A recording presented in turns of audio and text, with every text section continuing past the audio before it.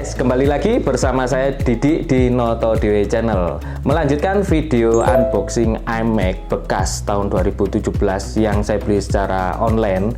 Kalau teman-teman bisa lihat videonya di sini ya. Kemarin saya sempat was-was karena ini adalah pertama kalinya saya membeli elektronik ukurannya besar segini dan terbilang cukup mahal ya. Tapi setelah melihat paketnya dikirim menggunakan kayu palet, saya merasa oh ini produknya atau unitnya bakal aman nih guys. Dan ternyata setelah saya bongkar kemarin secara fisik itu memang nggak ada masalah guys, cuman memang ada lecet-lecet sedikit ya, wajar karena memang barang yang saya beli ini adalah unit bekas. Dan mungkin video ini cocok buat teman-teman yang butuh rekomendasi komputer desk atau iMac yang harganya di bawah 10 jutaan. Meskipun tahunnya agak lama ya, ini tahun 2017. Yang saya dapatkan dengan harga 8,5 jutaan itu sudah paket komplit gini guys, sudah termasuk Magic Mouse, Magic Keyboard, dan unitnya sendiri. Dan ini pun spesifikasinya lumayan menurut saya karena dia menggunakan RAM 16 GB, sedangkan penyimpanannya itu cukup besar, yaitu sebesar 1 TB menggunakan Fusion Drive. Nah, di video kali ini saya akan mereview atau membahas bagaimana unit ini secara fungsional itu apakah normal semua, apakah ada kendala secara hardware ataupun software ya, dan apakah iMac tahun 2017 ini masih worth it untuk kita beli di tahun 2024 ini. Nanti kita bahas semua di video ini. Langsung saja kita ke video review iMac 2017 di tahun 2024. Jangan lupa like, subscribe, dan share video ini guys.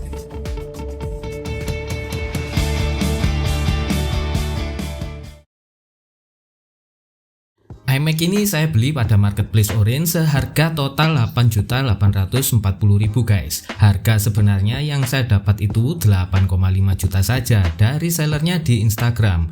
Cuman saya maunya aman jadi pakai marketplace. Tapi ada biaya tambahan karena ada potongan di marketplace.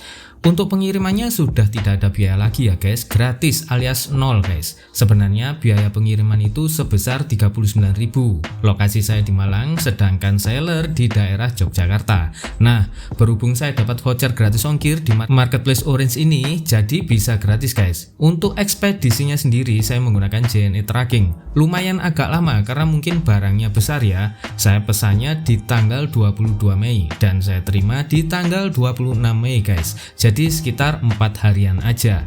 Setelah saya buka paketnya dan melihat unitnya, secara fisik itu oke banget guys. Terbilang mulus lah. Cuman ada beberapa goresan dikit pada iMac-nya. Nggak terlalu signifikan sih dan nggak mengganggu mata aja guys. Untuk Magic Keyboard-nya lebih banyak goresannya dan agak melengkung. Sepertinya dari bawaannya ini udah melengkung karena keteken atau seperti apa nggak tahu saya guys. Kalau dari ekspedisinya sih nggak mungkin karena kita lihat kemarin paketnya itu super aman banget pakai kayu palet.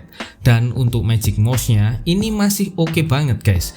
Dengan harga 8,5 jutaan udah dapat sepaket gini, nggak perlu beli-beli lagi. Sekarang kita bahas apakah semua berfungsi normal atau enggak, dan saya butuh 2 mingguan untuk memastikan semua apakah benar-benar normal guys. Setelah saya gunakan iMac ini hampir 2 mingguan, ternyata semua normal, nggak ada kendala. iMac-nya sendiri sangat enak dipakai, layar juga normal banget guys. Untuk Magic Keyboard dan Magic Mouse-nya juga normal sekali. Sempat khawatir untuk Magic Keyboard-nya karena agak melengkung di bagian numpad-nya, tapi ternyata normal semua guys. Meskipun agak keganggu dengan lengkungannya tadi, tapi secara fungsi semua normal. Oke, sekarang kita bahas spesifikasi dari iMac bekas yang saya beli secara online ini guys. Ini adalah iMac keluaran tahun 2017. Mac OS-nya menggunakan Big Sur. Nggak terlalu lama sih untuk OS-nya, karena setelah Big Sur ada Monterey, lalu Ventura, dan OS yang paling terbaru di bulan Juni 2024 ini adalah Sonoma guys. Jadi nggak terlampau jauh untuk OS iMac ini guys. Display iMac 2017 ini sudah Retina Resolusinya 4K dengan lebar 21,5 inch. Awal saya mengira layarnya kecil guys, tapi begitu lihat langsung ternyata ukuran 21,5 inch ini cukup banget buat kerja. Untuk prosesor menggunakan Intel Core i5 quad-core 3,4 GHz, RAM-nya 16 GB DDR4 dengan 2 slot memori yaitu masing-masing 8 GB, dan ini masih bisa di-upgrade ya guys. Untuk penyimpanan menggunakan Fusion Drive hard disk sebesar 1 TB. Jadi nggak full menggunakan SSD ya guys, tapi Fusion Drive ini gabungan antara SSD dan hard drive biasa.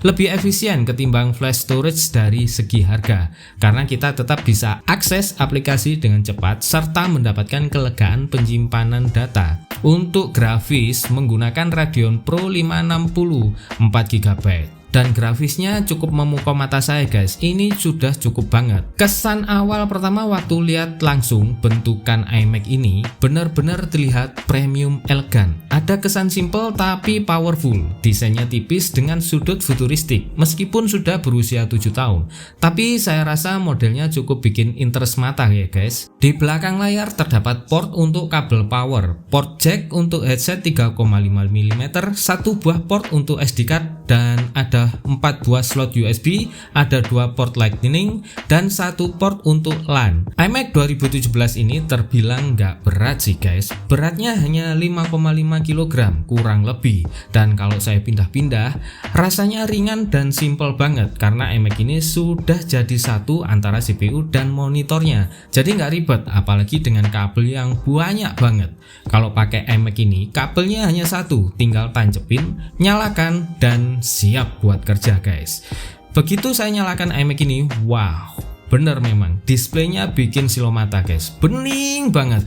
Tentu saja ini berkat retina displaynya yang sudah 4K dengan dukungan 1 miliar warna.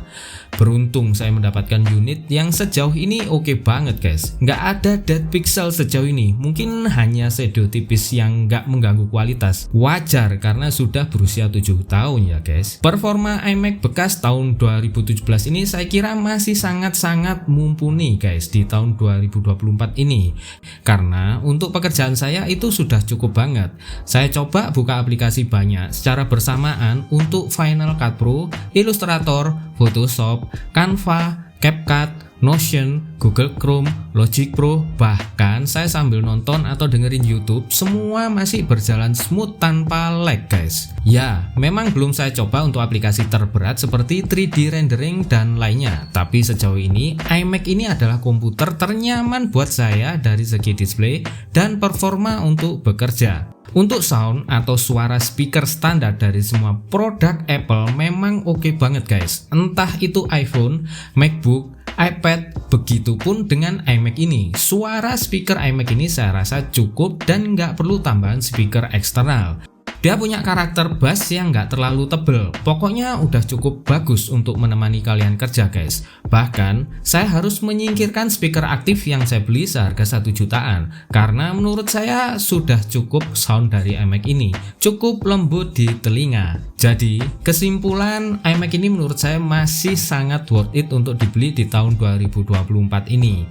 Buat kalian yang memang butuh komputer yang sat-set, punya display bagus, dan ekosistem yang lagi-lagi menurut saya itu sebanding dengan harganya, saya rasa recommended banget untuk dibeli jika kalian punya budget 8-9 jutaan. Tapi tentunya untuk membeli bekas kalian harus tanya lebih detail kepada seller mengenai kelengkapan dan kekurangan unitnya. Tapi unit yang saya dapatkan sejauh ini sangat aman dan oke guys.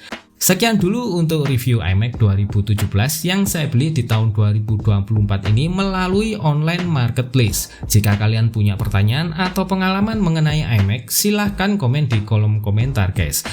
Saya Didi, sampai jumpa di video-video berikutnya. Salam Noto Dewe.